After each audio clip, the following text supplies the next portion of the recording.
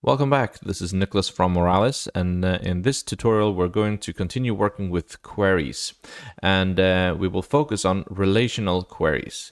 We can get additional information that is related to each object that we are retrieving. So for example, in our monsters table here that we've been using in previous episodes, we have these different monsters, and I've now added some relations. So each buddy has one buddy. Each monster has one buddy.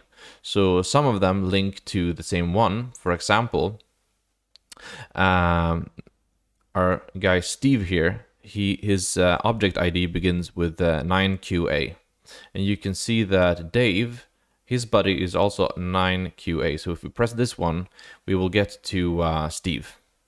And this first one, Dennis, his buddy is also Steve. So they can all point to the same one. And also this one, Sam, his buddy is Steve.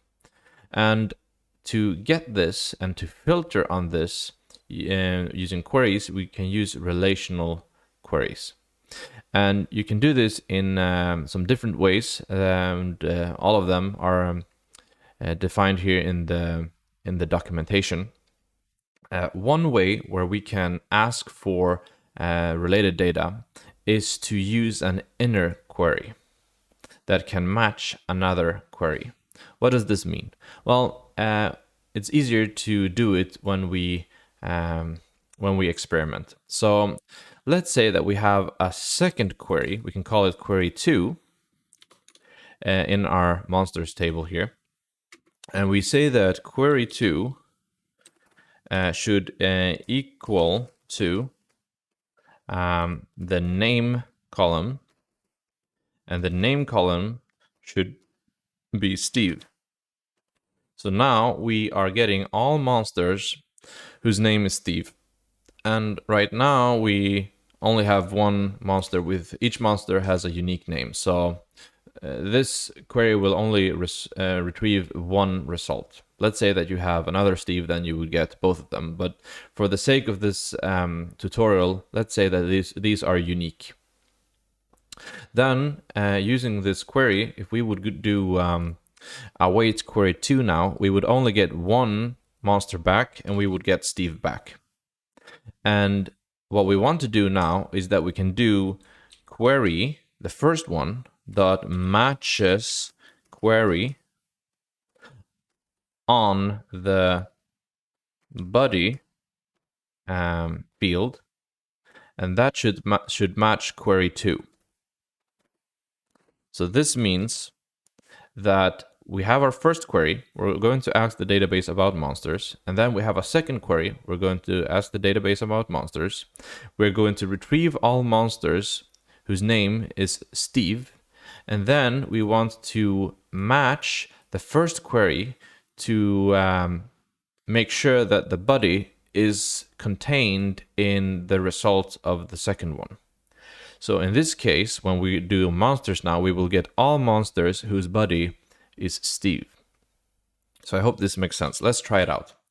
So we go here, we refresh, and we call our function get monsters, and we will only get 3 back because there are only 3 monsters in the database whose buddy is Steve.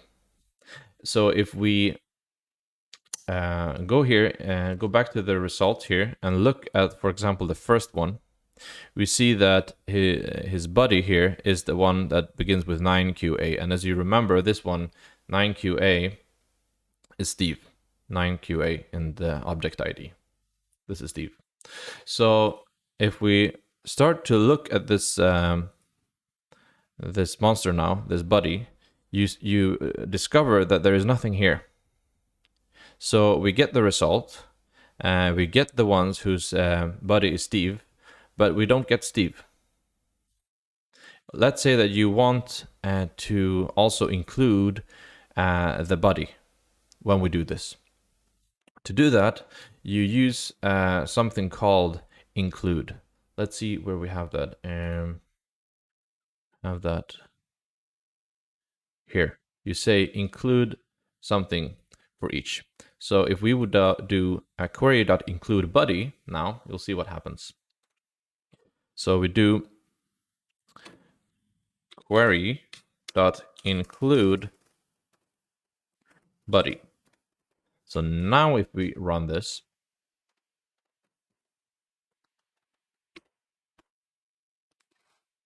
and check the first one, for example,